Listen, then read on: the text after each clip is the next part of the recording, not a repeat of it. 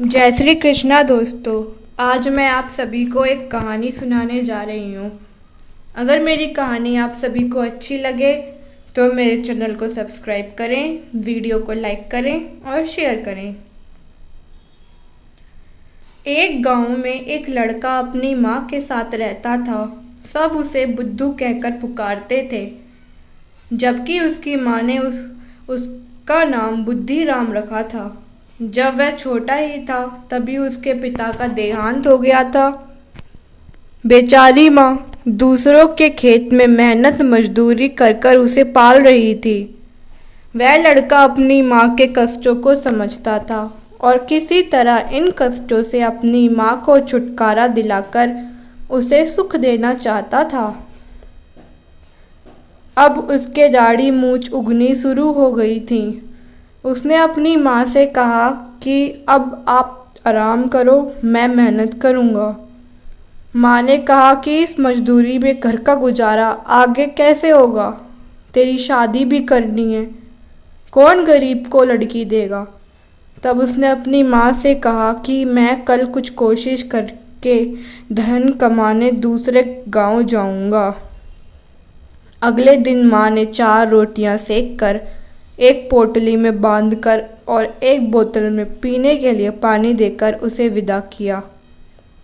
चलते चलते वह एक जंगल में पहुंच गया।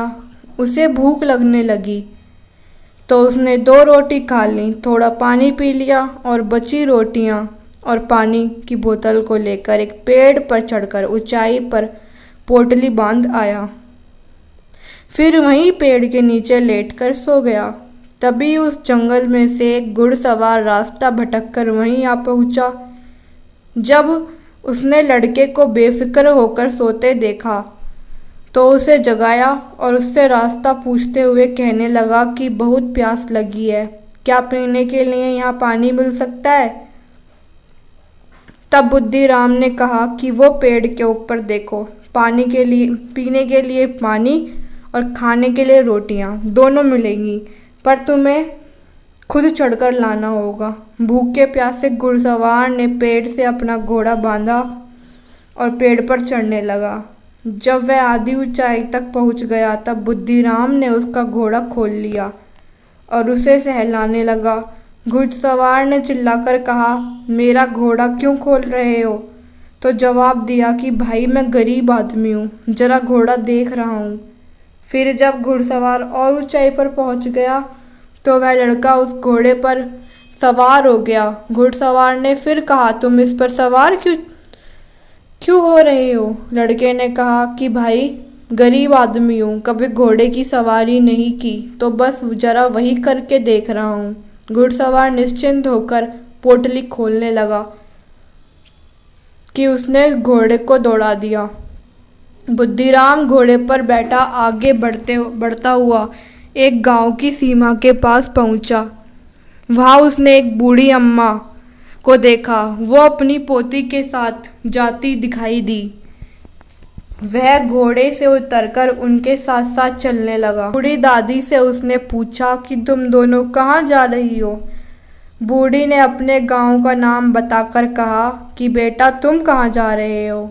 तो उसने चतुराई से कहा कि बस आपके गांव से अगला गांव ही जाना है। तब बूढ़ी दादी ने कहा कि तुम हमें भी अपने घोड़े पर बिठा लो, हम दोनों बहुत थक गई हैं। बुद्धिराम ने कहा कि दादी ये घोड़ा हम 3 को एक साथ नहीं बैठा पाएगा, आप बारी बारी से बैठ जाओ। तब बूढ़ी दादी ने कहा कि भाई मैं ज़्यादा तेज नहीं चल सकती, तुम घोड़ा धीरे धीरे चलाना, मेरी पोती बच्ची है, यह भी थकी हुई है, तुम पहले इसे बैठा लो। हाँ, घोड़ा धीरे धीरे चलाना, और हाँ, तुमने अपना गांव तो बता दिया, अपना नाम भी बता दो।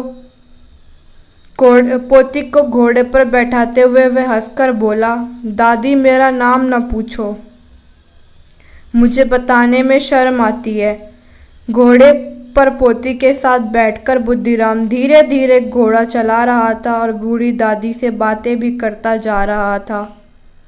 बूढ़ी दादी ने कहा कि बेटा नाम तो नाम है, उसमें क्या शर्म? तब लड़का बोला कि मेरी माँ ने बच्चे पैदा होने के बाद मर जाते थे, तो मेरी माँ ने किसी के कहने पर मेरा नाम पोत जमाई रखा।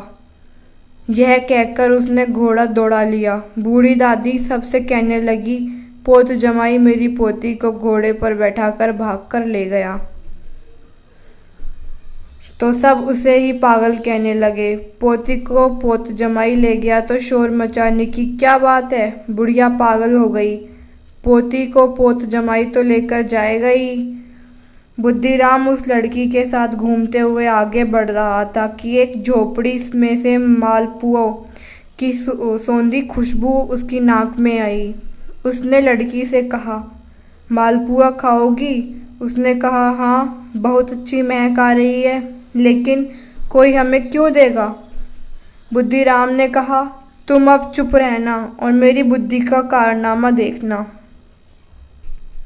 वह उस झोपड़ी में जाकर कहने लगा कि तुम मालपुए तेल में क्यों बना रही हो? अभी एक महात्मा जी ने चुटकी बजाकर तुम्हारे गांव की नदी के पानी को घी बना दिया है। लोग घड़े बाल्टियां भर भर ले जा रहे हैं, तुम भी जल्दी से लेकर आ जाओ।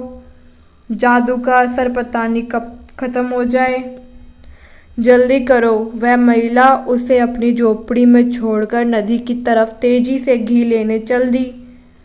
उसने सारे मालपुए समेटे और लड़की के साथ आगे बढ़ चला। आगे जाने पर उसे एक धोबी नदी के किनारे किसी राजा के यहाँ कपड़े धोते हुए दिखाई दिया। तो उसने लड़की से कहा कि चलो यहाँ इन झाड़ियों में कुछ मालपुए लटका दो।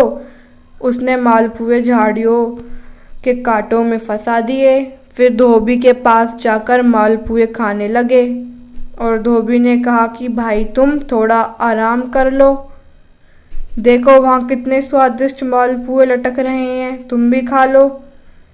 धोबी को उनके हाथ में मालपुए देखकर मन में लालच आ गया। कहने लगा कि भाई जरा कपड़ों का ध्यान रखना, मैं भी मालपुए ले आऊं। लड़के ने कहा कि भाई गट्टर बांध कर रख दो, वरना हवा में कोई कपड़ा उड़ गया तो हमें दोष ना देना।